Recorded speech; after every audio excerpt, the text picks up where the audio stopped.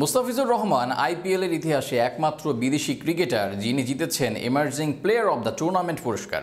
যে ইতিহাস বিরল কোনো বিদেশির জন্য। 2016 সালে সানরাইজার্স হায়দ্রাবাদের হয়ে দুর্দান্ত পারফরমেন্স করেন তিনি। 17 ম্যাচে 22 উইকেট শিকার করেন অসাধারণ ইকোনমি রেটে।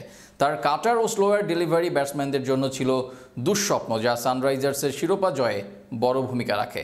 এসব নিয়ে বিস্তারিত থাকছে প্রতিবেদনে। আইপিএলের ইতিহাসে এমন কিছু রেকর্ড রয়েছে যা ক্রিকেট বিশ্বে বিশেষভাবে আলোচিত হয়, আর সেই তালিকায় অন্যতম স্বর্ণাক্ষরে লেখা নাম মুস্তাফিজুর রহমানের।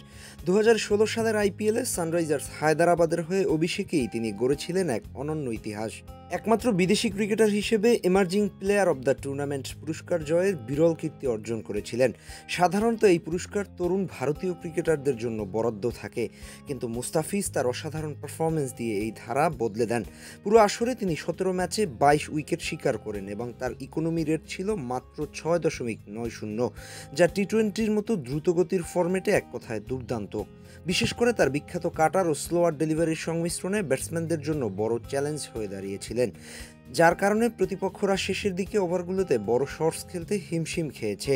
2016 সালের আইপিএলে ফাইনালে মুস্তাফিজের দল সানরাইজার্স হায়দ্রাবাদ মুখোমুখি হয়েছিল রয়্যাল চ্যালেঞ্জার্স বেঙ্গালুরুর মতো শক্তিশালী দলের, যেখানে বিরাট কোহলি, এবি ডিভিলিয়ার্স ও ক্রিস গেইলদের মতো বিধ্বংসী ব্যাটসম্যানরা ছিলেন। মুস্তাফিজ তার নিখুঁত বোলিং দিয়ে বেঙ্গালুরের রান তোলার গতি কমিয়ে দেন এবং ফাইনালে 4 ওভারে 37 রান দিয়ে একটি গুরুত্বপূর্ণ উইকেট নেন, যা ম্যাচের গতিপথ বদলে দেয়। তার এই অবদান সানরাইজার্স হায়দ্রাবাদকে প্রথমবারের মতো আইপিএল শিরোপা এনে দিতে বড় ভূমিকা রাখে। এই অসাধারণ পারফরমেন্সের জন্য মুস্তাফিজ ইমার্জিং প্লেয়ার পুরস্কার জয় করেন, যা আজও কোনো বিদেশি ক্রিকেটার অর্জন করতে পারেননি। তার এই অর্জন শুধু ব্যক্তিগত সাফল্য নয়, বরং এটি বাংলাদেশ ক্রিকেটের জন্য এক বিরল গর্বের মুহূর্ত, যা ভবিষ্যৎ প্রজন্মের জন্য অনুপ্রেরণা হয়ে থাকবে। এই সাফল্যের পর থেকেই মুস্তাফিজ আইপিএলে বাংলাদেশের খেলোয়াড়দের জন্য সম্ভাবনার নতুন দুয়ার খুলে দেন এবং বিভিন্ন ফ্র্যাঞ্চাইজি তার মতো পেসারদের দলে নিতে আগ্রহী হতে শুরু করে।